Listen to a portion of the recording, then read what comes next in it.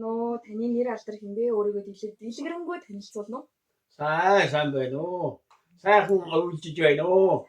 Да сайхан. За миний нэр Шарууян Сүхбаатар гэдэг Дорногов аймгийн Эрдэнэ сумын Монгол иргэн энэ нутагт 1963 онд эвлийн илгээлтээр ирж ажиллаад өнөө хүртэл сайхан амьдарч байна. За та нутагтаас уушаад хэр удаж байгаа вэ? Хэдэн үеэр энэ нутагт амьдарч байна? Эсвэл шилжиж ирсэн үү? Шилжиж ирсэн бол уугуул нутгийн тухай болон одоо амьдарч байгаа нутгийн тухай ярина уу? За миний нутаг бол говьд нутаг, сайхан нутаг. Алтан жаргал говьдон өсөж өмдийгөө тэгээд энэ нут сайхан хангай нутагт зарж ийсэн хэрэг бүтсээ биний 63 оноос одоо хүртэл нэгээр трактор комбайнчин автын жолооч гагнуурчин зээлээсэр янз бүрийн ажлуудыг хийж яваад 45 жил улсад хөдөлмөр хийгээд тэгээд дэтгэвэртэй гарсан да. Одоо дэтгэвэр 82 наснаад байж байна да. Таны бага нас хаана хэрхэн өнгөрсөн талаараа дурсан уу? Тэр үеийнхээ тухай мартагддаггүй дурсамжийг өгүүлнэ үү?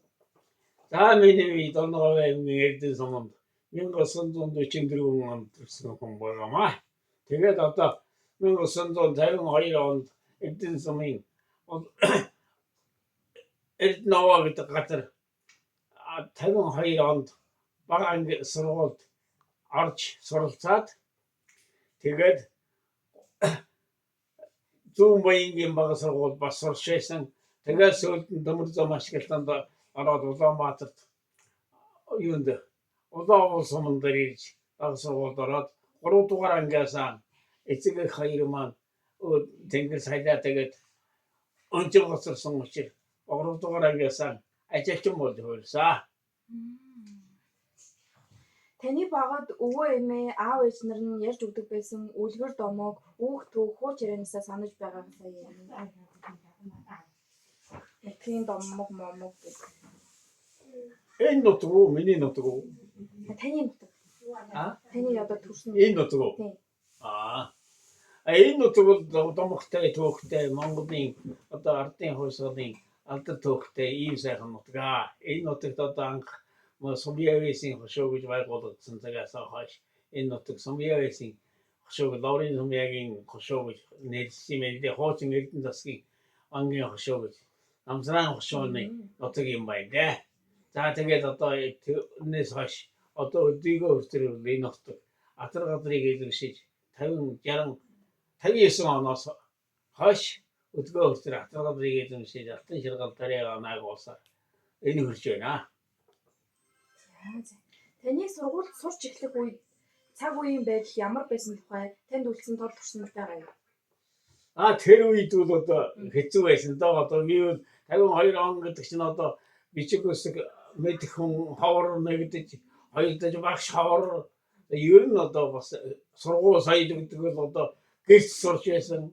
Тэгээд гэрээсээ яваа би цэргийн анги байсан газар очиж сурсан болохтой зэрэг бас нэг түүхээс топ байшин дотор яг нь бишэн гадаад аргалаараа гадаад төлөөд сурагчнаар ээлжиж гадаад төлөөд ингээд сургуулийн сурагч болсон доо. Би тэгээ аавсгийн бол анх 14-р сургуулиас шилжиж очсон Тарвин Дашторж гэдэг багш надад анхны аавсыг зааж өгсөн. Тэгээд тэр багшийнхаа сайхан үеэр сайхан ном сурч одоо эрдэмтэй болсон доо.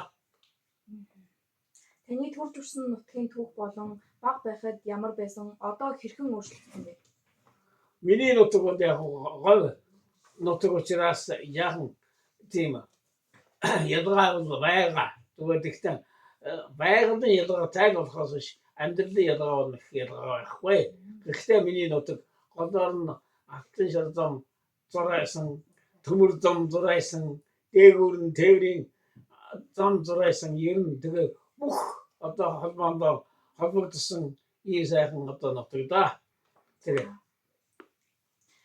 Таны нутагт өмнө нь мал аж ахуй эрхлэлт ба газар тариалан хоёрын аль нь төлхөө байсан бэ? За мал аж ахуй эрхэлж байсан. Тэр мал аж ахуй бол одоо яг хувийн мал аж ахуйтан эрхэлж байсан да. Тэгээ 54 оноос эхлээд нэг юм байгуулагдсанаас хойш улсын өмч болж хуурсан. Тэрнээс өмнө бол дандаа хувийн аж ахуйтан дандаа хуваараа хэдэн модоос гэж модынхаа ашиг шимийг ашиглаж модынхаа ашиг шимийг сайн ашиглаж байсан юм байна да одоо бодоход. Арьс ирээр дээр хувцасаа хийж өмсдөг. Хотод хамаг хувцасаа хийж өмсдөг. Модынхаа мах сүү тэр бүх юмыг ашигладаг. Тэр үед тэр сайхан модын одоо шим тэр айрыг цагаа идэх удаа идэж явсны гачаагаар миний биеүүдийг устнаас дроох жоддаг хоёр шүд аммаа бас байж идэг.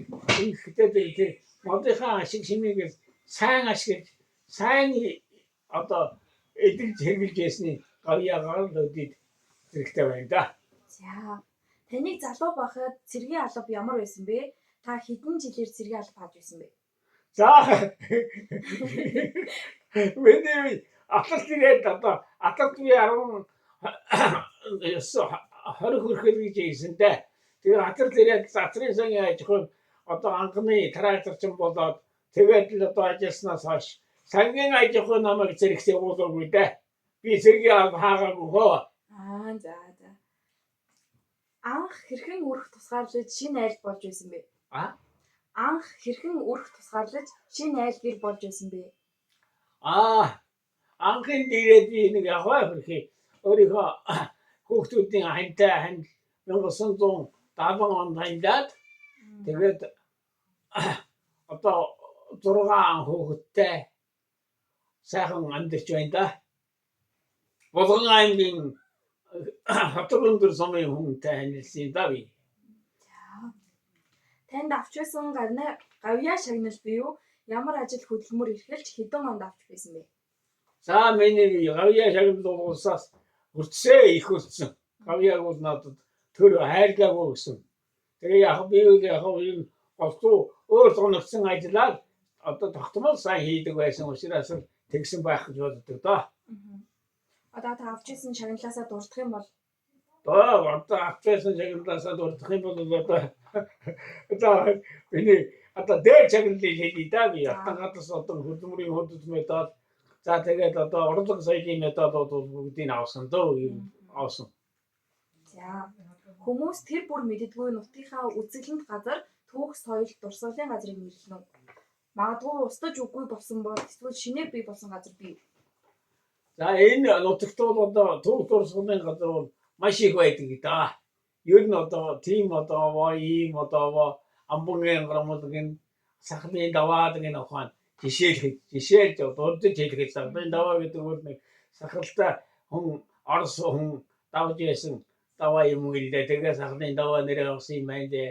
Энэ амбангийн грам гэдэг бол одоо хятадын амбан сайд энэ хөрөө амбан грамаар гарсан түүхтэй юм байна. Тамгац хадаг гэж сайхан тамгтай газар би тэр бас сайхан дурсгалтай.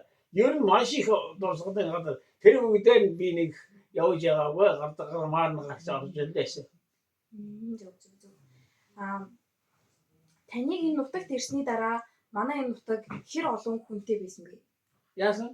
Одоо энэ та манай энэ суманд илгээлтээр ирсэн гэж байгаа зү? Тэнгүүд л таныг ирэх үед манай сум ер нь хэр их хүмүүс суурьшсан байсан бэ?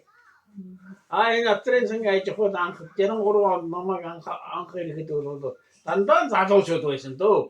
Тэрээс дандаа залуучууд гэр бүл байх дандаа залуучууд огтод залуучууд тэгээд баррикадтай л голцоо амьдралтай. Яг нь нутгийн одоо ардууд иргэд байсан мөн нэгдлийн гишүүд нэр сангийн аж ахуйд олсон сангийн аж ахуйн малчин болсон тийм нутгийн сайхан өвгдүүд өгчдүүд маш их байсан. За нутгийн ястан, угсаатан, соёлын онцлог ба бусад орон нутгаас ялгаатай зүйл байгаа юу? Жишээ нь гэх юм бол баяр ёслол, найр наадмын онцлог соёлоос хэлж өгнө үү? За тэр талаар бол одоо нутгийн соёл гэдэг соёл олон төрлийн талаар бол энэ нутаг бол одоо ардын авьяастан маш их олон элбэгтэй. Ер нь одоо энэ нутагт одоо дүрдээ цоолоо хоёр гэж их сайхан бүжгэлдэг дуулдаг хоёр хүн байсан юм байна дээ. За тэгээд тэр сумьяавч гэсэн өөр сумьяавчийн батдаанууд нь ч гэсэн их сайхан одоо алдартай дуучид алдартай одоо уяачид тийм одоо соёлоор энэ нутаг гайхалтай сайхан орно. За тэгвэл 1921 оны ардын хувьсгал улс төрийн их хэлмэгдүүлэлтийн цаг үед манай нутагт ямар үйлдэлүүд явж Ямар үйл явдлууд ингэ болж өнгөрсөн бэ? За тэрнийг бол одоо тэг жоохон тухайн үед нь ямар үйл явдал болж явагдсан бол гэсэн одоо үеийг би мэдэхгүй. Ер нь бол энэ нутгийн одоо тэр ардын хувьсгалыг одоо байгуулсан тэр мундаг алдар суутай партизанууд бол их хэлбэгдсэн юм байна лээ. Тэр түүх судрын ном дээрээс уншиж үзэхэд бол энэ нутгийн дайм бүхэнд оролцсон байгаа юм. Энэ нутгийн хамт одоо тэр партизанууд. За бүхэн дайнд одоо өөр монголчууд дайн хийж явсан байгаа юм. Тэгээд л тохон нараас тэгээд л одоо барчаа одоо болгон хөвсгөл одоо тэр том тийм тулалдаан жижиг тулалдаан нодод бүгдэд нь л оролцсон түүхэн дээр вишээстэй байгаа. Тийм учраас тэр партизанууд сүүлдээ жаахан хэлбэгдэж жаахан нэрвэгдсэн тийм түүхтэй юм байна лээ. Тэрний юм яагаад тийм болсон тухай бол одоо би ойлгож мэдэхгүй. Ер нь бол одоо хэлбэгдсэн талаар бол бас аяа бий шүү. Социализмын цаг үеийн туршламжаасаа ярина уу? Социализмын цаг үеийн туршламжаасаа ярина уу? Юу нэ? Социализм. Социализмын үед бол социализмын үе чинь бол одоо энэ чиний гарсан нийгэмтэй бол ярих юм баг. Социализмын нийгэм гэдэг чинь одоо хүнийг эрдэм номтой болгосон нэг. Хоёрт ажил хөдөлмөртэй болгосон. Гуравт соёлтой болгосон. Дөрөвт одоо тэгээд энэ Монгол улсын чинь үйлдвэр аж ахуй. За тэгээд л мод аж ахуй, газар тариалан, хадлан дээжээ бүх юмыг социализмын үед л одоо явуулсан би энэ одоо 1960 оноос ер нь 80 он хүртэл ер нь Монгол улсын жинхэнэ хөгжлийн он гэж ойлгож явдаг да. Миний өөрийн хувьд бол хүний төлөө их хөдөлмөр хийдэг байсан юм байна да. Одоо чи ажил хий, чи цалин ав, чиний авсан цалингаар чинь ийм сууцгал авлаа. Энийг чинь эргүүлээ чамд ингэж өгнө гэж. Тэгжэл одоо биднийг сургаж, тэгжэл одоо биднийг хүмүүжүүлж одоо номгүйг номтой болгож одоо ажилгүйг ажилтай болгож социалист нийгмийг би магтаад байгаа юм биш шүү. Ер нь бол одоо тэр нийгэм бол тийм л нийгэм байсан да. За. Тэгвэл социализмын үед та ямар нэгэн чагсаал цуглаанд оролцож байсан байгааг? Тэр үед тийм социализмын үед тийм их одоо цуглаан гэж ер нь зүгээр одоо янз бүрийн хорол зөвлөгөө, эвдийн хорол, үйлдвэрчний хорол, намын хорол тийм их наадмууд тийм юмд бол маш их оролцоо. Тэрнээс тэр жагсаал цуглаан тэр илүүдээд одооных шиг тэгэж одоо цалин нэм ингэж одоо хөдөлс нэм гэж тийм жагсаал магсаал бол ерөөсөө хийдгүү байсан. За тэгвэл одоо энэ нутгийн голчиж ингэ шүтдэг байсан шашин гэх юм бол ямар шашингуудыг шүтдэг байсан бэ? Яадаг нэ? Одоо ингээд нутгийн ямар шашин голчиж шүтдэг байсан бэ? Шашин шүтлэг. Шашин шүтдэг. За энэ одоо тэр талаар бол бид нэг шашин шүтэж байгаагүй дээ. Бид нэг шашин социализмын үед чинь харин шашин шүтүүлэхгүй шашныг бас яахан эвгүй хэлдэг л байсан зүгээр. Тэгтээ бид бол яг л дээ маань 6 өсгтэй өссөн болохтой тэрний гол мартаагүй. Өсөө тэрнээс биш би тийм бурхан ийм бурхан одоо энэ лам тэр ламыг тийм шүтэж явж байгаагүй. За. Одоо штэ нутгаа өөр аймаг сумаас ямар онцлог ялгаатай болохыг ингэж жоохон тайлбарлаад өгч болох уу? Энэ нутаг бол одоо бусад газраас маш их онцлогтой гэж би ойлгодог юм. Энэ нутаг дутуу юм байхгүй. Одоо бусад газар бол одоо юм дутуу байгаа. Энэ нутагт бол одоо аршаа устаа тэгээд тэр булаг шан за тэгээд тэр өөснөгөө жимс оргомод энэ одоо миний хувьд бол ангөрөө одоо ан гэхэд янз бүрээр байгаа. Жимс ногоохд төрөл бүрээр байгаа. Мод гэхэд төрөл бүрээр байгаа. За ингээд энэ нутаг үл дутуу юм байхгүй. Тийм нутаг да. За тэгвэл алстаа нутгаа ер нь хэрхэн хөгжөөсөө гэж боддог үү та? Тэр үл яг тэр нутаг бол одоо хөгжлийн хувьд бол нутаг маш сайхан хөгжсөн. Намайг энд ирэхэд 5-6хан байшинтай газар байсан. Одоо бол тал дүүрэн байшинтай тасаг бригадууд ч гэсэн сумын төвшөг өгдөг өгч ч гэсэн ийм сайхан тариа бодоод ч гэсэн өндөр ургасан ийм сайхан газар байна да. За. Одоо ингээд тэгвэл таныг ингээд анх ингээд түшиг суманд ирж явах үе одоо ингээд хоёрыг харьцуулбал юу нь илүү хөгжсөн гэж та бодож байна? Тэр үе бол онцгой. Намайг энд ирэхэд бол ухаан хамгийн анхаарал нэгдүгээр үе гэж үзэхэд л одоо манай Сэлэн мөрөн гүүр байхгүй байсан надад ирэхэд. Тэгэхэд өнөөдөр Сэлэн мөрөн янз бүрийн гүүр цай болсон. Манай жилтэр ирэхэд жилтрийн хүртэр одоо засмал замтай авчихсан, сайхан шин замтай авчихсан. Ер нь тэгээд одоо энэ хаашаа Орос улс руугаа нэвтрдэг хилгайд бүгд омрох хайсан. Ер нь одоо амьдрал бол энэ нутагт бол цэцгэлэн жинхэнэ хөгжсөн цэцгэлэн мандсан одоо тийм одоо үедээ орцгоод байж байгаа. Одоо цааш нь яаж хөгжих юм бол улс их орн. За тэгвэл нутгийн урлаг соёл спортын ямар төрлүүд өргөн дэлгэрсэн бэ? Энэ нутагт бол одоо урлаг соёлын талаар бол ер нь урлаг соёлын талаар би өөрөө бас жоохон урлагт сонирхолтой байсан учраас жоохон дэлгэрэнгүй ярих гэж бодож байна. Урлагт бол одоо ерөөсө миний ирснээс л хойш би 63 оны 3 сарын 8-нд ирсэн юм байлээ. 3 сарын 8-нд ирээд би Гандангийн үдэд очсон чинь Ганданд маань 3 сарын 8-нд мартын 8-ны одоо банкад болж байсан. Тэгэл биднээс ордныг цаавчхаар гарсан. Тэгэл оройн 3 сарын 8-нд мартын 8-ны үдшилэг болсон. Тэр үдшилэгнээс эхлээд одоо тооцоод үзэхдээ ингээд 60 жил болсон байгаа биз. Тэгэхдээ энэ хугацаанд бол энэ нутагт бол урлаг соёлын маш том алдалтууд байсан. Одоо Оросын гавьяач үзэгч оюун гэж байсан. Лундан Янсангийн оюун гэж байсан. Оросын гавьяач үзэгч Эрдэнэ баярын Бүрнээ баяр гэж байсан. Улсын гавьяач үзэгч одоо би явгын мэдэх мартаж Дагийн Сүрэн гэж байна. За тэгээд одоо ийм одоо мундаг одоо гавьяатангууд энэ нутагт сурч байсан. Дандаа сургуулийн сурагч нар. Тэгэхээр энэ нутгаас гарсан ийм сайхан гавь 4 гавьяатангууд 4-5 гавьяатангууд энэ нутгаас гарсан төгтэй. Энэ нутгийн энэ урлаг соёлыг сайхан хөгжүүлэхэд их хувь нэмэр оруулсан улс гэдэг бол одоо ухаан маш их бий. Тэр нь хаана өх намайг энэ нутагт ирэхэд бол зүгээр нэг хөгжмөн багш хүн урлагийн хөдөөгийг өдөрдөж ийсэн. Тэгээ одоо тэрнээс хойш энэ хөдөөгийг өдөрдөж авсан хүн гэдэг бол ямар улс байсан бэ гэхээр Өсөв гэдэг одоо хүнээс л их лид авъя. Өсөв Баян-Өлгийн аймгийн нэг казак хүн байсан. Хэн гэж байсан дараа нь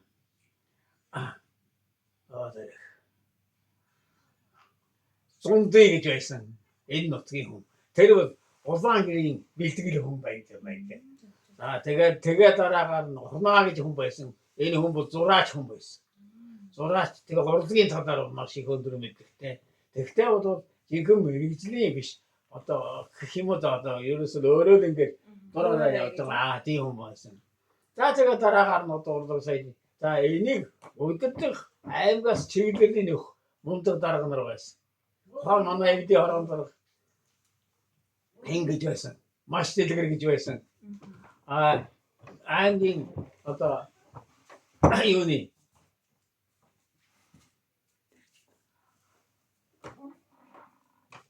аймгийн дарга нар, намын дарга нар, аймгийн үйлдвэрчний эвдийн дарга нар, аймгийн соёлын хэлтсийн дарга. Эд бол урлаг соёлыг хөгжүүлэх талаар маш их сайхан одоо ажилласан. Олон наадмууд зохион байгуулж явуулсан одоо тийм байсан. Намайг энэ аймагт энэ нутагт ирэхэд Сэлэнг аймаг соёлын ордон байхгүй байсан.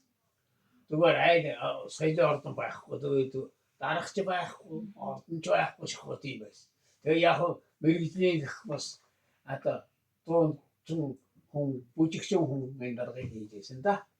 Тэрнээс хойш одоо соёл ярих юм байна. Одоо өчгийн жуудахтай олон гавьяатууд төрсэн ийм сайхан нутаг да. За. За тэгвэл эцэст нь гэж хэлэхэд та нутаг усныхаа юунд нь илүү хайртай гэдгийг хэлээж мөн одоо ингээд хоож үедээ захиж хэлэх юу вэ тэрийгээ л. Би энэ нутагт бол хайртай байхаас яах вэ? Одоо яа тэгээд энэ нутгийг бол хайрлахын төлөө яах вэ гэдэг тэр энэ нутгийг эвдмээргүй санагдаж байгаа юм надад. Одоо хоёр уурхай байгуулагдчихлаа байж байгаа. Энэ уурхай ер нь жоохон яах уурхай юм одоо. Хөгжигдчихгүй. Болдогчгүй. Ийм л уурхай байдаг. Энэ нус сумын ард иргэдийг ажил төрөлд нь авдаггүй.